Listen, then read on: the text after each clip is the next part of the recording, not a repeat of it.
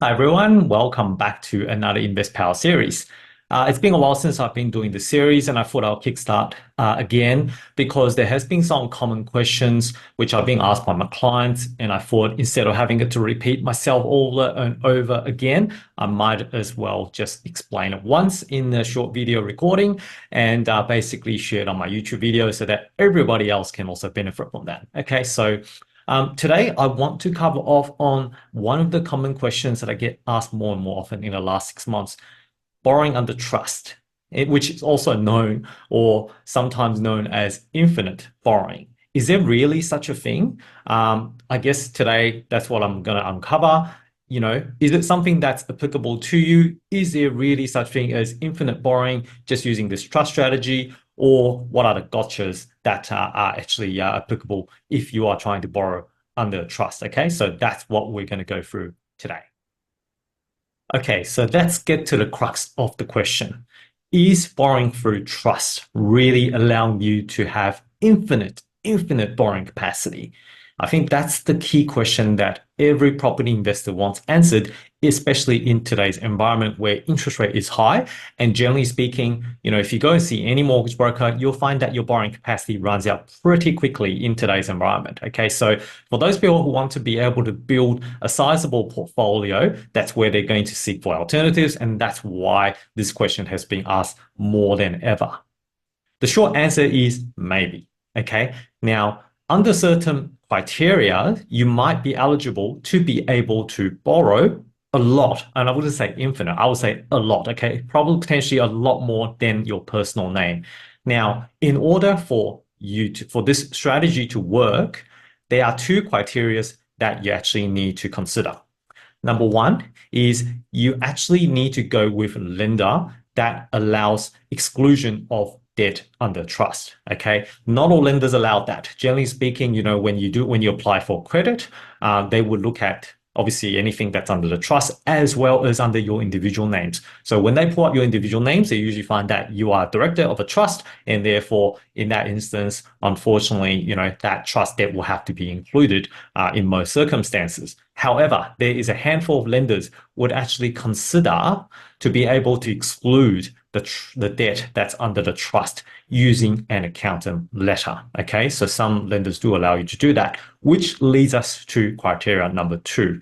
You actually need to have an accountant letter on the accountant letterhead that states that the trust itself is self-sufficient and operating profitably. Now, what does that mean?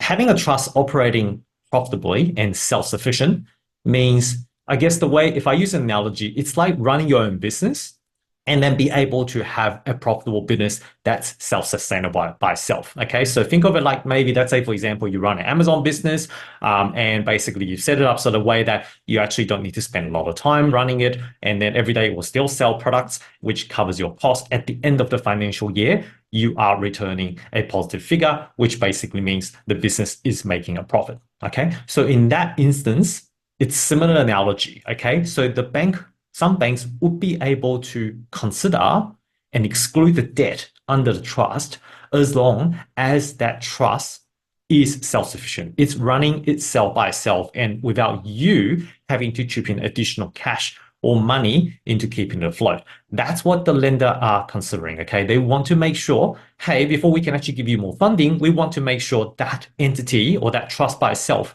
is actually profitable and it's covering all the debt and liabilities and everything, okay? All the expenses by itself.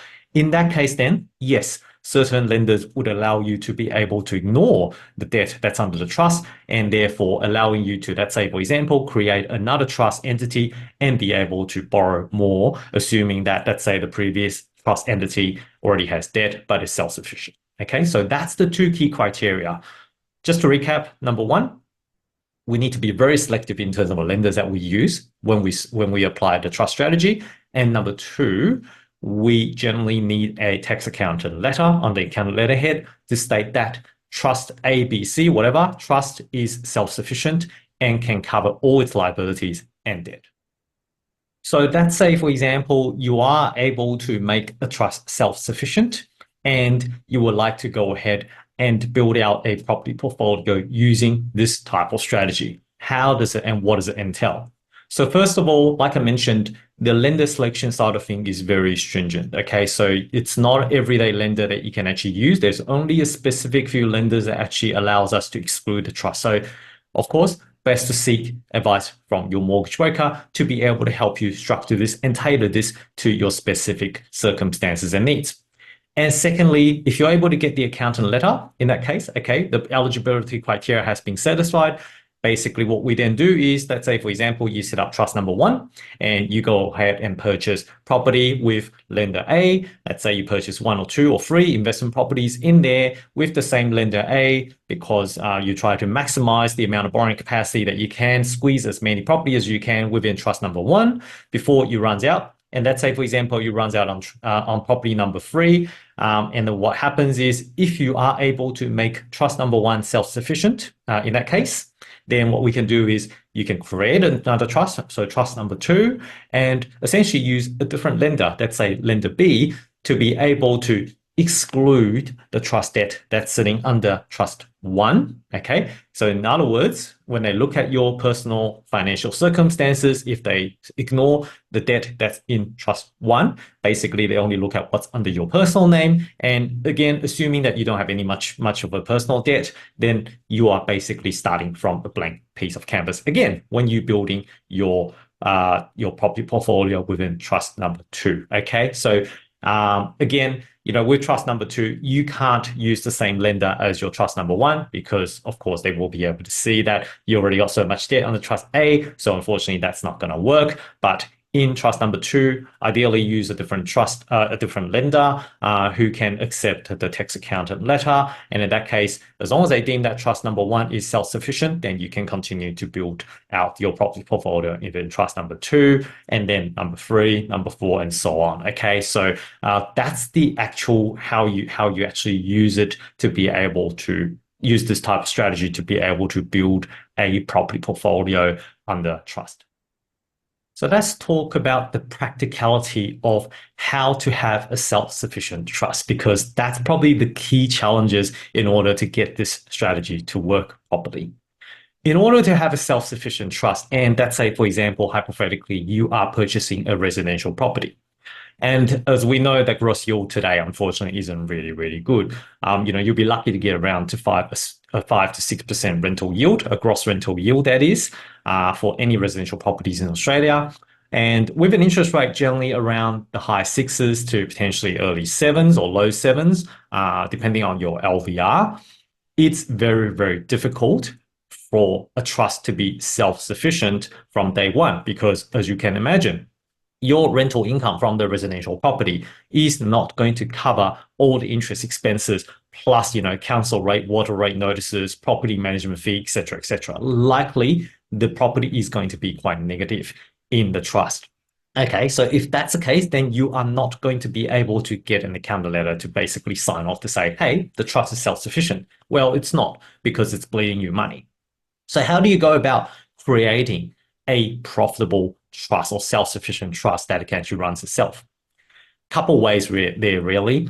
One way, you could still borrow maybe 80 to 90% if you want to, but put in a big lump sum of cash in the offset account within the loans. Okay, so in other words, offset the repayment as if it's got a very low LVR. Okay, so that's one way of potentially working around because, if the repayment is low, which means covering all the costs, then potentially you could, by the end of the year, you could have a neutral, in the best cases, neutral or even a positive in trust that actually returns a bit of cash for you. And in that case, an accountant will be happy to sign off on that basis. Again, subject to the accountant, of course. The other option is basically just to put in, just to borrow very little. So, you may be looking at a 60 to 70% LVR or even less, depending on the yield of the property. Okay, so reduce your loan within the trust, which means your repayment will be low, because that's generally speaking the biggest expense that you would ever have within a property is the loan interest expense. So if you reduce the loan amount, that means the loan interest is going to reduce, which means the cost would also come down, right? So in that case, you are maximizing your chance of getting a positive cash flow property. Okay, having a positive cash flow property within a trust would then make sense. and therefore would allow you to have an accountant happily signing off an account letter and letting you know that the trust itself is self-sufficient. That's another way.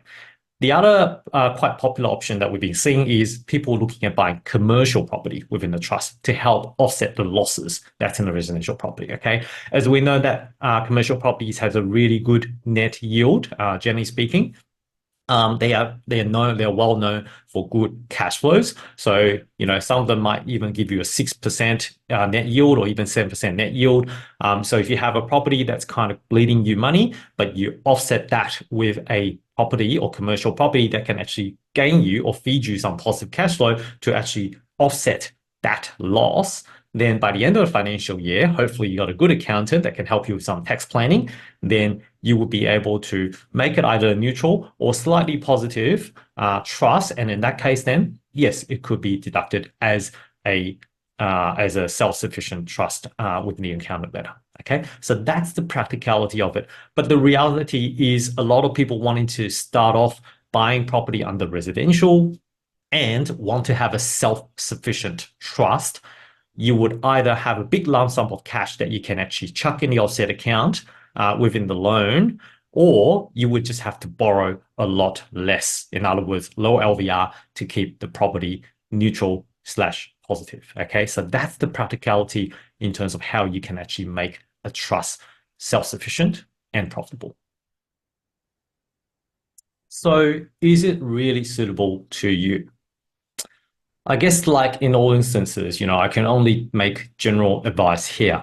What I tend to find based on my observation is that this type of strategy works out quite well for those people who does not have a lot of borrowing capacity. In other words, their income isn't very strong, but they have a lot of cash or a lot of savings on hand. Okay, so when you have a cash imbalance with your borrowing capacity, so in other words, your cash is like over here on top, and then your borrowing capacity is like down here, and you want to be able to build a property portfolio, then this strategy could be suitable to you.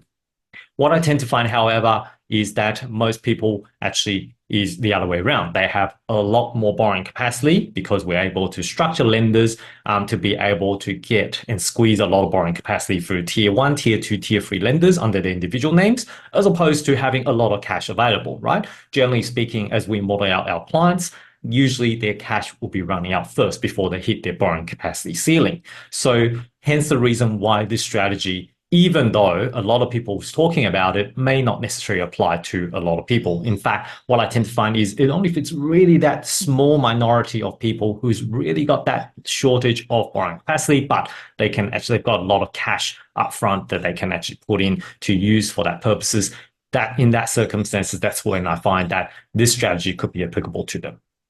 The other alternative, which it could be applicable to you, is for those people who may want to consider purchasing a big PPOR later down the track. In other words, they want to buy a big family home for themselves, okay? And they still want to be able to purchase and build a property portfolio in between.